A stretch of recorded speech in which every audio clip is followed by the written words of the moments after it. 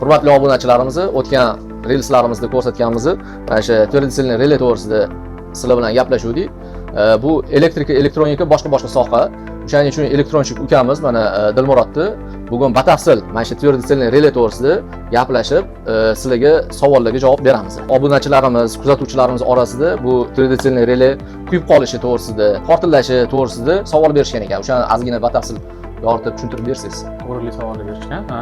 Tverdotelniy relayning qizib ketishi, portlashida bo'ladigan sabablar, ya'ni muammolardan qutulish uchun uni avvalambor to'g'ri tanlov qilish kerak, ya'ni sifatini olish tavsiya qilinadi, arzon emas, hamda to'g'ri montaj, hamda uni yuklamasini to'g'ri berish kerak. Aniqlab olamiz. Birinchi navbatda sifatga e'tibor beradigan bo'lsa, arzonchi modellarimiz hech qachon ustidagi birka bo'yicha, ya'ni amperajga soответствовать qilmaydi.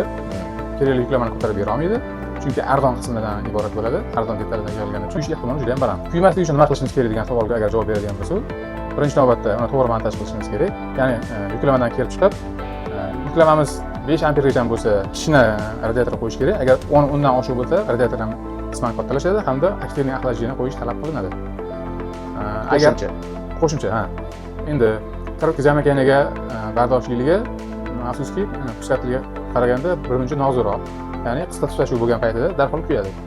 Agar avtomat qo'yilgan bo'lsa ham, avtomat uni kuyishdan saqlab qola olmaydi. Avtomatning chunki reaksiyasi birmuncha sekin. Bunaqa holatlarda tez kuyadigan predохранитель bor. Oddiy qilib aytganda saqlagichlar bor. Быстродействующий. O'shalarni qo'ysak, ular birmuncha tezroq ishlagani uchun qisqa tutashuvni ko'rgan zahoti uzilish jarayoni ro'y beradi hamda tverdotelniy relayni kuyishdan saqlab qolish ehtimoli baland. Sxema to'g'risida o'sha ichida silistr, trimistrlar to'g'risida ozgina tushuncha bersangiz, chunki unda yizichok tilchalari bo'ladi, bunda boshqacha. Agar tverdotelniy relayni ichini ko'rib chiqargan bo'lsa, puskatlidan umuman batamon farq qiladi. Uning ichida hech qanaqa mexanik kontaktlar bo'lmaydi. Tizmasini oddiy qilib tushuntirishga harakat qilaman.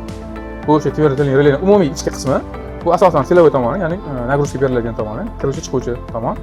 Ichida ikkita tiristrdan iborat, semistr deyiladi. Agar bir qismi yo'q bo'lganda, mana bu qismi o'zi bo'lganda tiristr bo'lardi.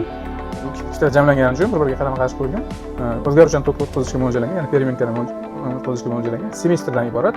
Buni boshqaruv anodi va bu yerda maxsus ichida sxema yig'ilgan. Bu birlamchi, ya'ni boshqaruv upravleniyadan kelayotgan signalni обработка qilib, semestrni ochish uchun ishlatiladigan.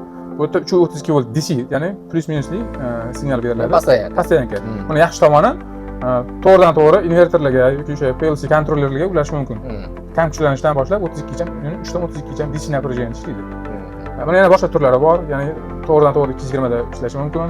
Bu turlari bor. Yana DC kontaktli variantlari bor. Xullas, uni qanaqa joyga ishlatilishiga qarab turlari ko'payib boraveradi. 1 fazali, 3 fazali turlar ko'p. Kattakon rahmat, hurmatli kuzatuvchilar. Shunga o'xshagan ma'lumotlar yoki tavsiyalar kerak bo'lsa, bemalol Dilmurodning nomerini qoldiraman. Bemalol bog'lansanglar bo'ladi biz bilan.